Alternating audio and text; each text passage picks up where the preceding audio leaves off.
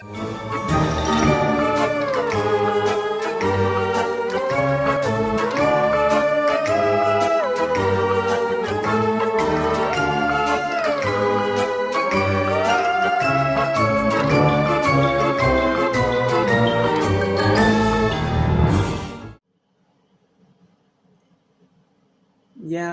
I know that the reviews are late today. A lot of unexpected things happened today. So, because of that, unfortunately, didn't have the time to get everything out as fast as usual. So, for tonight's reviews, not only are you getting them at nighttime for once, but you're also getting some nice spooky lighting because whenever it's dark enough now, I have my pumpkin light and my other pumpkin light there in the corner on, and both of them almost light up this entire room. So, you guys get some nice spooky lighting for this review. I hope you guys like it.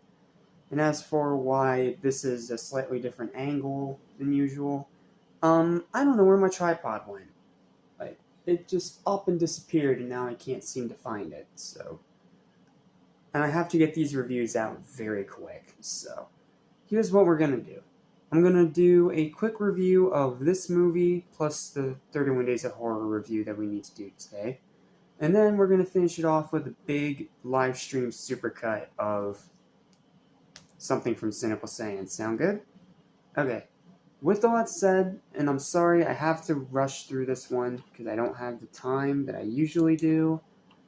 And I still have to do the other review for today. So, this one's going to be a quick one. What's up? What's happening? What's going on, everybody? Welcome back to Animation Station. Your moment such as for anything and everything animation, including a caper-solving canine and his band of meddling kids. And welcome to the first movie of the Scooby-Doo What's New era. We are done with the Mook animation. We are done with the 80s trilogy. Now we are into the ones that I know for sure I have not actually talked about yet. Outside of those really bad videos from way back in the early days of this entire channel. So, because of that, these What's New reviews are probably going to be my most, new of this entire lineup. So, with all that said, I'm Jet Small. Welcome to Animation Station. Welcome back to Scooby's Snacks and Spooks. And welcome to Scooby-Doo and the Legend of the Vampire. The first movie of the What's New era, the fifth movie of the entire franchise, not including the 80s trilogy stuff. And it's the first one to be fully digitized animation, even more so than Cyber Chase was. Now, like I said, I can't go super in-depth and analytical in this review, but I will say, on this rewatch, it's a lot better than I remember it. When I first watched this movie, I hated it. I thought it was boring, tedious, slow, and just not very good at all.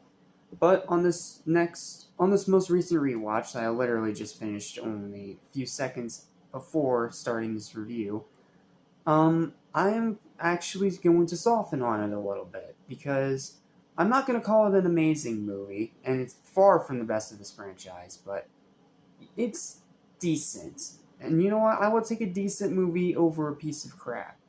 And I know we have to review one piece of crap later this month. Monster in Mexico. So, I'll take what I can get. Here's my written review. Hope you guys enjoy. Here we go. It's time to dive into the very mixed bag that is the What's New Scooby-Doo era films of the franchise. Starting with 2003's Scooby-Doo and the Legend of the Vampire. Biggest plus I can say right off the bat with this one is that the Hex Girls have returned after a 2-film hiatus. They're just as great as they were in Witch's Ghost, and having all 3 voice actresses return to reprise their roles is fantastic to see. That is the biggest plus of this movie. The Hex Girls are back, and even though they have a much smaller role than they did in Witch's Ghost, they're still great. It's still the Hex Girls, being the Hex Girls. There's other positives too. The story's solid, the jokes are pretty good, the voice acting is mostly great. Casey Kasem's grand return as Shaggy probably being the highlight. Nothing against Billy West or Scott Innes, but Casey just fits the character better. I mean, he was the very first Shaggy, so I mean, it makes sense. Also, Frank Welker's first time voicing both Fred and Scooby-Doo. And yeah, Fred, to be a bit blunt, but also trying not to be, sounding like an a-hole. Um, Frank Welker's performance of Scooby in this movie is average. It gets better as it goes on, and he's really good in Mystery Incorporated, but I don't know. In this first movie, it just didn't seem like a really good fit. Like, Frank Welker is an amazing voice actor, absolutely, but I don't know. This felt like one of those times that maybe they could have gotten someone else. The writing is okay, the music is fantastic, including some of the classic themes from the original 60s TV show, which are a delight to hear again. Like, you hear a bunch of different themes from the old TV show, not just covers of the theme song. No, I'm talking like musical score from the original 60s TV show, like the mystery music, the chase music. Like, you hear all that music throughout this, and it's a really pleasant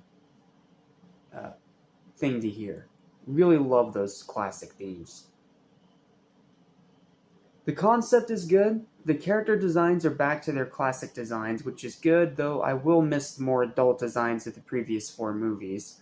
The pacing is solid, and the runtime is good. It's not a great runtime, it could have been shortened by about 10 minutes, but you know what? It's still a good runtime. It doesn't overstay its welcome. However, this one sadly also has a fair bit of issues. While most of the voice acting is still great, Daphne's voice sounds really off. Great Elise Griffith did not return for this one. No offense to the new voice actress that came in to do this role for this movie. It just doesn't work. Like, it's a lot like Kate Micucci's Velma in the Mystery Incorporated movies. It just doesn't really fit. The mystery is terrible. Like, the mystery's bad. It's super freaking easy to figure out, even for kids. It's a really bad mystery.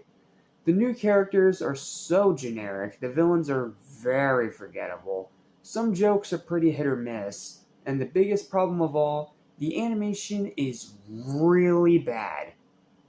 Like, even for direct to DVD, the animation in this movie is really bad.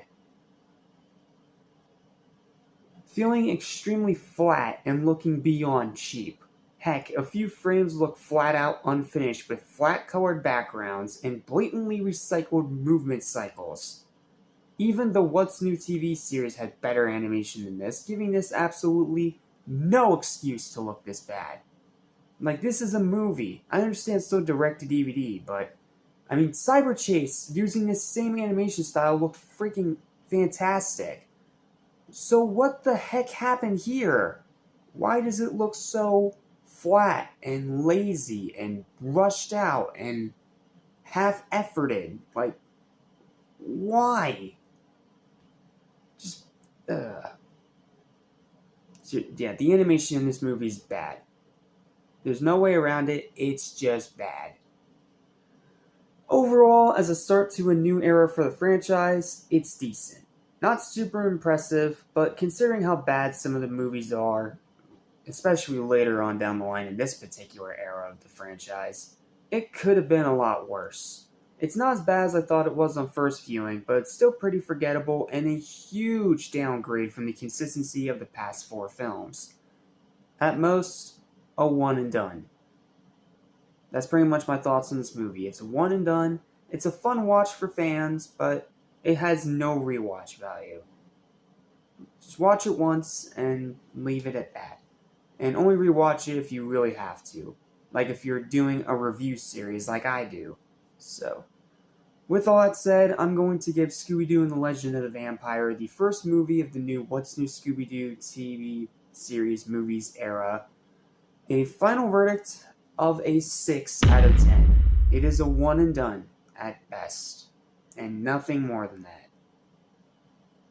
That's it. Thank you guys for watching. Please don't forget to like, share, and subscribe. What's the next one on the list? I'm not gonna lie, I completely forget. What is the next movie on the list?